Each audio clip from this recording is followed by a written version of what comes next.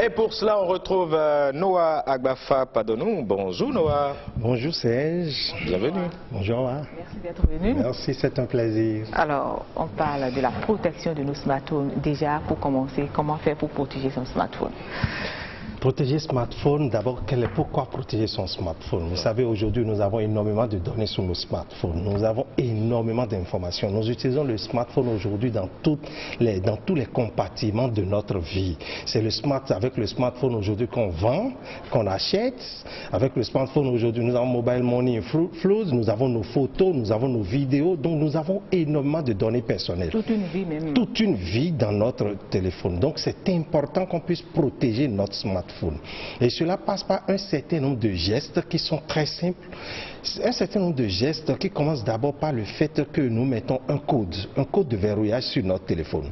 C'est ce code de verrouillage qui va permettre à ce que nous mettions un mur entre nous et l'intrus qui veut parcourir notre téléphone. Donc ce code de verrouillage, ça peut être juste un code PIN que nous mettons, donc un certain nombre de numéros, comme ça peut être tout simplement un tracé, un modèle de tracé, ça peut être tout simplement l'empreinte de notre main ou de notre pied ou de n'importe quoi, comme ça peut être aussi l'iris, notre œil que nous mettons comme un code. Cela nous protège, cela verrouille ce téléphone. On parle de code de verrouillage. Mais après cela, nous devons aussi savoir que oui, notre téléphone nous donne la possibilité, par exemple, de nous connecter à n'importe quel...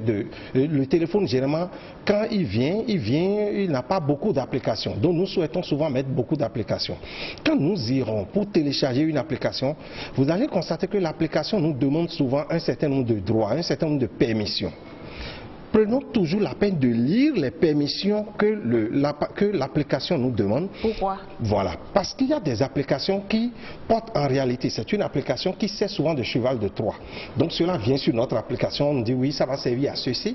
Mais quand nous prenons cela, nous installons, en réalité, derrière cette application, il y a une autre application qui copie nos données et qui envoie à celui qui nous a donné cette application gratuitement. Pour quelle fin, voilà. Par exemple? Par exemple, pour copier par exemple, nos mots de passe. Et c'est comme ça que beaucoup de personnes disent après, ah j'ai perdu ma page Facebook, j'ai perdu mon ceci, j'ai perdu ça. Ou bien ça peut copier tout notre répertoire et envoyer. Ça peut copier nos mails et envoyer. Ça peut transmettre même des messages à notre place en utilisant notre appareil.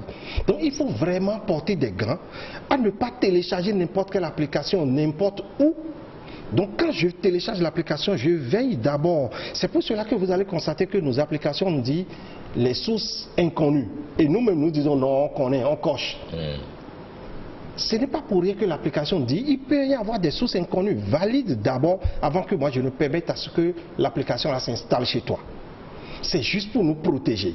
Pour qu'on ne copie pas, il y a des applications, vous allez constater que l'application n'a pas besoin peut-être même de répertoire, de copier nos contacts, d'avoir accès à nos contacts. Mais dès que l'application dit donne-moi la permission pour ton contact, il vaut mieux en même temps refuser de télécharger cette application, d'installer l'application. Arrêtez en même temps. Et si nous disons non, on n'aura plus d'application sur notre smartphone? On peut avoir autre application, comme vous pouvez avoir même application, mais ailleurs. Et ailleurs qui va encore poser la même question. Ça peut ne pas poser cette question. C'est parce qu'on ne lit pas les permissions qu'on donne que les applications, c'est un programme qui est totalement gratuit. Lui, voulant vous épier, il prend le programme gratuit, il colle à ce programme-là un autre programme, il met ça sur son site à lui. Là, dans ce cas, c'est plus gratuit. Ça devient toujours gratuit. Ouais, mais rien n'est totalement gratuit. Vous avez compris. Derrière les gratuits sur le net, il faut toujours faire attention. Tout n'est pas véritablement gratuit. Alors, dans vous payez toujours quelque chose. Quelles précautions il faudrait prendre? Exactement. Vous voyez, dans ce cas, il faut correctement lire les permissions. Vous lisez correctement les permissions que vous donnez. Mais l'autre chose, il faut avoir un antivirus. Il y a beaucoup d'antivirus aujourd'hui qui sont totalement gratuits. Lookout, par exemple, vous pouvez télécharger.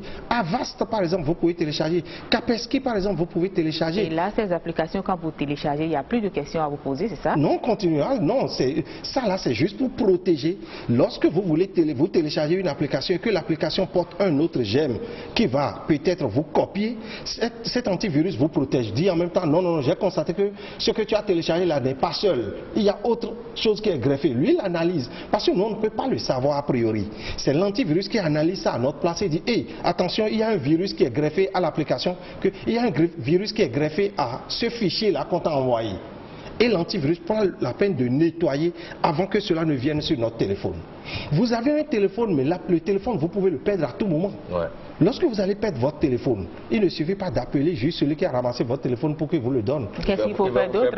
Il va vous faire balader totalement partout à Cotonou. Dans ces conditions-là. Alors beaucoup plus tôt, il fallait déjà installer une application. Il y a beaucoup d'autres applications que Find My Drone par exemple. Vous pouvez Where is My Drone, de telle sorte que lorsque votre téléphone se perd, vous allez tout simplement sur Internet, vous ouvrez la page du programme et vous pouvez dire commence par sonner chez lui. Et le téléphone va commencer par sonner. Ou le téléphone peut afficher une information. Appelle tel numéro. Tant qu'il ne l'appelle pas, il ne peut pas utiliser aussi le téléphone. Ça permet de sécuriser notre téléphone. Lorsqu'on va le perdre, de telle sorte, même de loin, je peux formater mon téléphone. De loin, je formate de telle sorte qu'il n'a pas accès alors à mes informations. Il a ramassé le téléphone, il peut l'utiliser, peut refuser de me le donner, mais il ne pourra pas l'utiliser avec mes données. Vous savez, les contacts, c'est ça qui fait mal.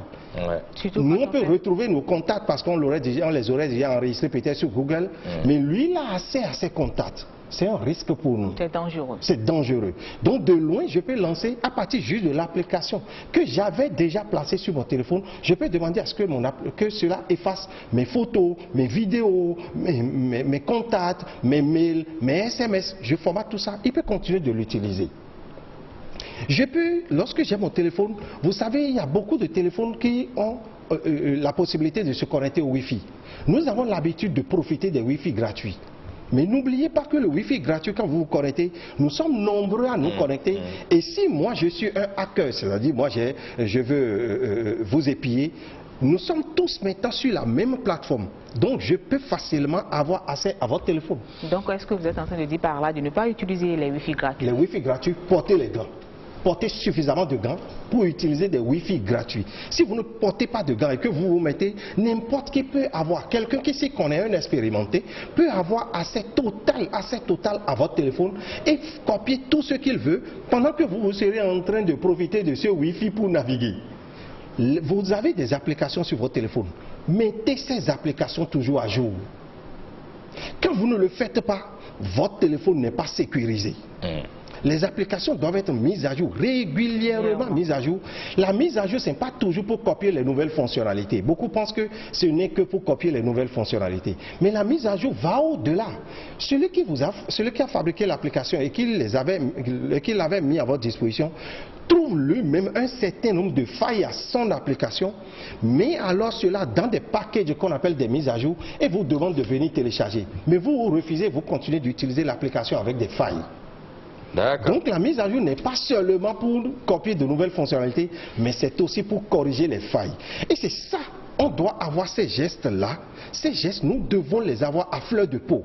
Bien sûr. Porter suffisamment de gants, mettre un code de sécurité, c'est systématique. C'est systématique. Beaucoup trouvent. Oui, beaucoup trouvent qu'on peut l'utiliser pour d'autres fins, pour cacher quelque chose. Madame ne puisse pas fouiller le téléphone. Maintenant, si c'est dans un couple, pourquoi on ne se partage pas le code? Là, n'est pas le débat. Pas le code. Non, merci. Merci, Serge. Merci beaucoup d'être venu. Merci. C'est toujours un plaisir de vous avoir sur le plateau. C'est un plaisir. À une autre occasion, un autre lundi, pourquoi pas. Tout à fait. On va ouvrir un débat. Cette fois-ci, ce sera l'éthique pour les entreprises. À partir de lundi, on va apprendre. Beaucoup d'entrepreneurs, beaucoup de nos commerçants ont le téléphone en main, mais ils n'utilisent souvent pas leur téléphone pour leurs entreprises. Nous allons leur apprendre à utiliser Facebook. C'est 1,8 milliard de personnes, mais ils utilisent ça souvent pour dire bonjour, bonsoir. Nous allons leur apprendre à utiliser cela véritablement pour leur business. Donc le rendez-vous est pris donc, pour lundi prochain. Merci d'être venu. Merci. Merci beaucoup. Allez, à très bientôt. On va